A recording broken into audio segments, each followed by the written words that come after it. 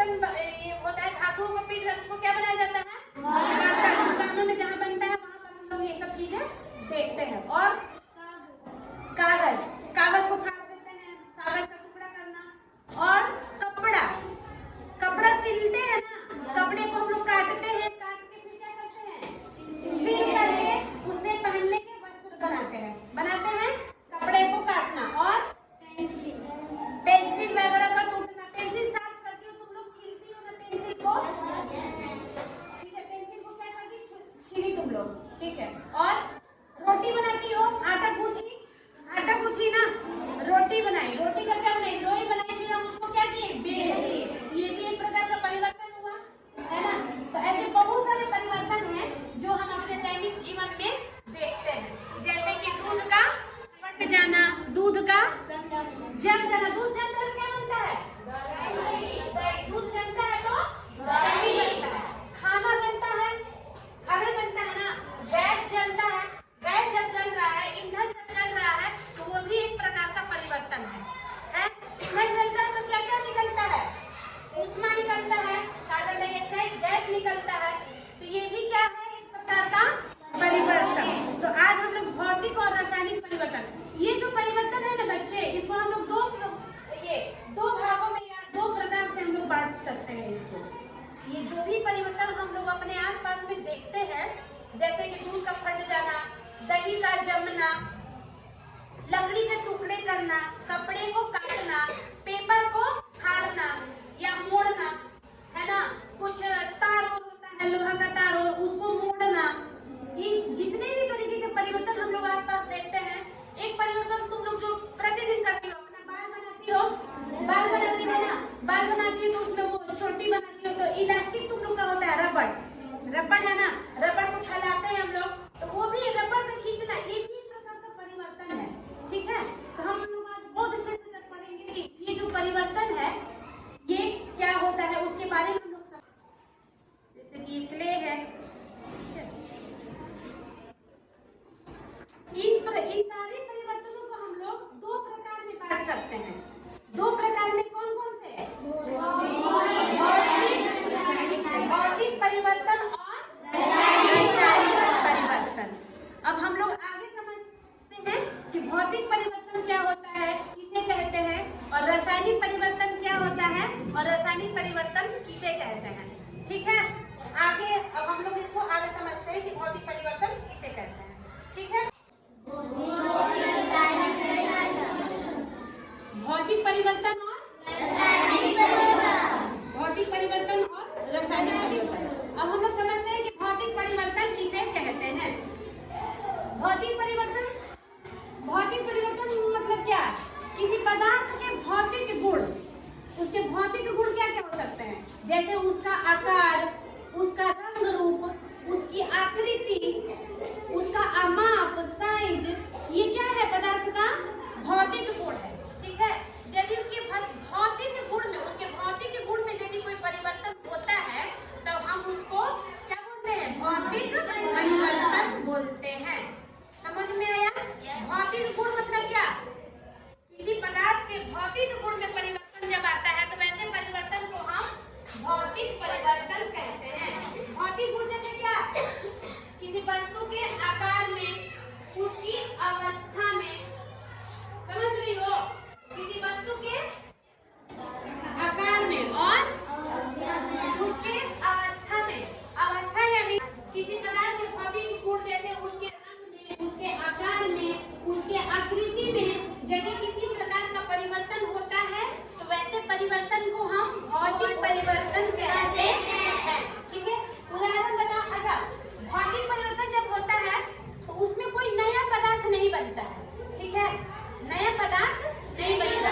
जैसे हम लोग क्या करेंगे, देखो कागज है ना, कागज है, कागज को हम लोग इसमें ऐसे करके इसको क्या किया, हम लोग इसको मोड़ दिए, ठीक है।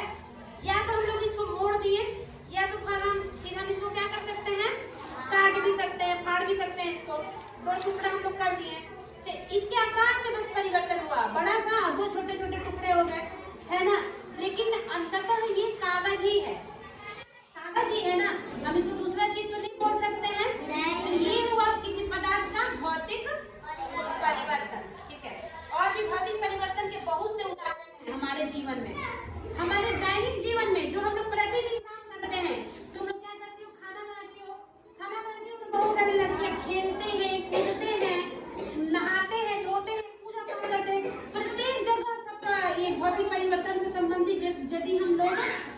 उदाहरण ढूंढे तो हमें बहुत सारा उदाहरण मिल जाएगा। ठीक है, जैसे इधर आओ, मेरे पास आओ कुछ लड़कियां, मेरे पास आ जाओ। ठीक है, एक तो कागज का हो गया, कागज को हम लोग उठाड़े, कागज को हम लोग क्या किए, मोड़े। ये चीज देखो, ये क्या है, गोल टेप है, हम लोग इसको दबा कैसे छोड़ दिए। ठीक है, ये गोल से कैसा हो गया, चपटा हो गया, है ना। पहले गोल था बिल्कुल, अब कैसा हो गया, चपटा। चपटा, इसके आकार में परिवर्तन हुआ। तो ये कैसा परिवर्तन है, भौतिक परिवर्तन है। ठीक है, उसी प्रकार से ये बैलून है, बैलून को हम लोग फुलाते हैं, फिर क्या होगा, इसके आकार में बढ़ेगा, लेकिन ये रहेगा बैलून ही ना, इसमें कोई और दूसरा परिवर्तन तो नहीं होगा। ठीक है, कौन फुलाएगी, रागिनी, चलो फुलाओ। ये देखो, ये क्या है हमारा, पहले इसको होने दो, चलो फुला।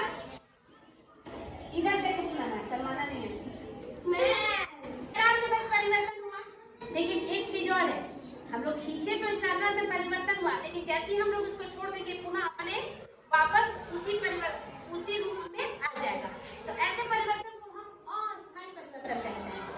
अच्छा, अस्थायी परिवर्तन का एक उदाहरण बताओ, इलास्टिक रबड़ जो हम लोग अपने बालों में लगाते हैं, है ना, कहाँ है, इधर देखो, इधर देखो मेरी तरफ, ये है। ठीक है, खींचे हम लोग इसको, खींचे ना, इसके आकार में परिवर्तन हुआ, कैसा, कौन सा परिवर्तन है ये, भौतिक परिवर्तन है। मजा आ रहा है, तुम लोग अपना बाल भी काटते रहते हैं, है ना, कपड़ा बहुत बड़ा होता है, फिर उसको काटते हैं कैंची से काटते हैं, फिर सिलते हैं, तो सिलने से पहले ही भी वो कपड़ा ही है और बनने के बाद भी वो कपड़ा ही है, सिर्फ इसके आकृति में परिवर्तन हुआ है। कैसा परिवर्तन है, भौतिक परिवर्तन। और बताओ, रोटी बनाती हो ना तुम लोग अपने अपने घरों में, कौन कौन बनाती है, सब आटे को गूंथते हैं हम लोग, पानी डाल के गूंथते हैं ना, फिर क्या करते हैं, लोई बनाते हैं, गोल गोल लोई बनाते हैं, इस तरीके से। फिर उसको क्या करते हैं हम लोग, उसको बेलते हैं, बेलने के बाद भी तो वो आटा ही है ना, जब लोई बनाए तब भी वो आटा है। तो ये कैसा परिवर्तन है, भौतिक परिवर्तन, भौतिक परिवर्तन है। फिलहाल हम लोग यहाँ पर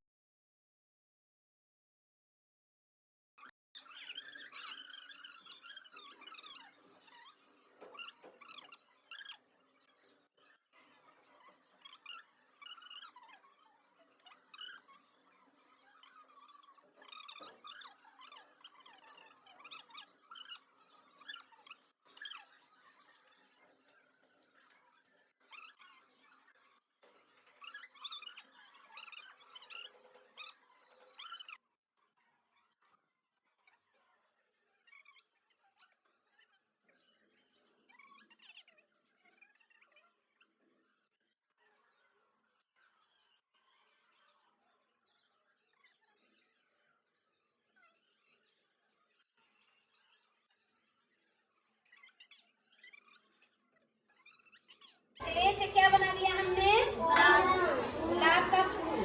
और कैसा बना ये फूल हमारा, बहुत अच्छा, बहुत सुंदर है। ठीक है, चलो फिलहाल ये फूल मेरी तरफ से तुम सबको थैंक यू नहीं बोलेगी, थैंक यू। ये कैसा परिवर्तन हुआ, पहले ये क्ले है, क्ले से हमने इसको पत्ते के रूप में बदल दिया, सिर्फ इसकी आकृति में हमने परिवर्तन किया है। कैसा परिवर्तन है ये, भौतिक परिवर्तन, भौतिक। पानी की अवस्था में परिवर्तन है। ठीक है, पानी जब गिलास में हमने पानी लिया है तो वो किस रूप में है, द्रव। ठीक है, किस रूप में है, द्रव के रूप में। और जब वो जमा तो क्या बन गया, ठोस बन गया। ठीक है, वापस जब बर्फ को हम लोग पिघला देंगे तो क्या बन जाएगा, द्रव बन जाएगा। तो ये सिर्फ पानी के अवस्था में परिवर्तन है। ठीक है, देखो यहाँ पर क्या लिखा है, भौतिक परिवर्तन उत्कर्मणीय हो सकते हैं। भौतिक परिवर्तन उत्कर्मणीय हो सकते हैं। उत्कर्मणीय का मतलब क्या हुआ, एक अवस्था में जब दूसरे अवस्था में परिवर्तन हुआ तो पुनः उसको वापस उसी अवस्था में, पूर्व की अवस्था में हम लोग ला सकते हैं। जैसे बर्फ को, जैसे पानी को जमाया तो बर्फ बन गया। ठीक है, द्रव से ठोस बन गया, द्रव से ठोस बन गया ना। वापस से जब हमने बर्फ को निकाला और और बर्फ जब पिघल गया तो वापस से ठोस से क्या बन गया? द्रव। तो ये अवस्था में परिवर्तन है और ये ठोस से द्रव, द्रव से ठोस बना ना। तो ऐसे परिवर्तन को क्या बोलते हैं? उत्क्रमणीय, ठीक है, जिसको वापस पुनः उसी अवस्था में लाया जा सके, उत्क्रमणीय, ठीक है। इसका एक और उदाहरण हम लोग समझ सकते हैं। पानी को जब हम लोग गर्म करते हैं, पानी को गर्म करते हैं तो क्या बनता है? भाप, भाप बनता है ना। भाप गैस के रूप में होता है। तो यहाँ भी पानी की अवस्था में परिवर्तन होता है ना, ठीक है। तो हम लोग क्या करते हैं, हम लोग इसको देखने के लिए पानी को गर्म करते हैं तो भाप बनता है और भाप पुनः जब हवा के संपर्क में आता है तो वो संघनित होकर वापस से पानी में बदल जाता है। तो यहाँ पे सिर्फ अवस्था परिवर्तन हो रहा है और एक अवस्था से दूसरी अवस्था में हम लोग उसको वापस ला सकते हैं। तो ऐसे परिवर्तन को उत्क्रमणीय परिवर्तन कहते हैं। और पानी से बर्फ, बर्फ से पानी, फिर पानी से गैस, फिर पानी से भाप और भाप से पानी, कैसा परिवर्तन है? हम लोग इसको समझने के लिए हम लोग चलेंगे अपने जो हमारा जो एमडीएम का खाना बनता है ना, हम लोग उसके किचन में चलेंगे। रेडी हैं आप लोग? चलिए फिर, ठीक है। परिवर्तन में पानी की अवस्था में परिवर्तन हम लोग पढ़े थे। पानी का उबलना क्या है? पानी जब गर्म होता है तो क्या बनता है? भाप बनता है, ठीक है ना। अब इसको देखने के लिए हम लोग आ गए हैं अपने विद्यालय के एमडीएम के किचन में, ठीक है। अब हम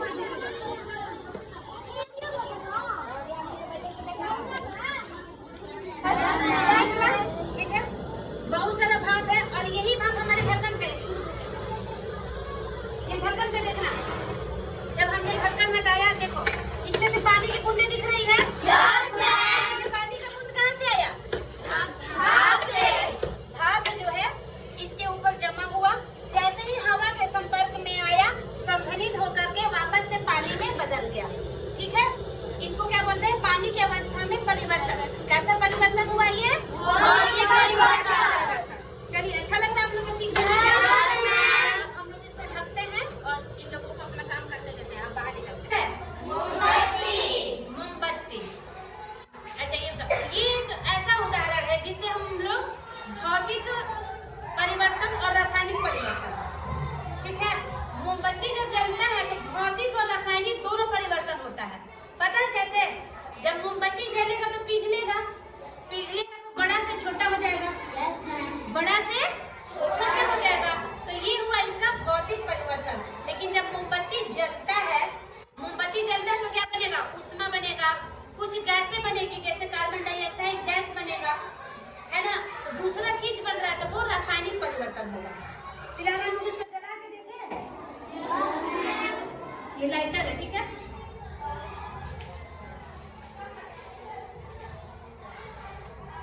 मोमबत्ती जलता है तो पिघलता है ना? मोमबत्ती का पिघलना कौन सा उदाहरण है? कैसा परिवर्तन? उसके बाद देख लो तुम लोग, ये बहुत सारी चीजें, ये क्या है? शौक है। शौक देखो, लिखते लिखते इतना छोटा हो गया, खींच गया।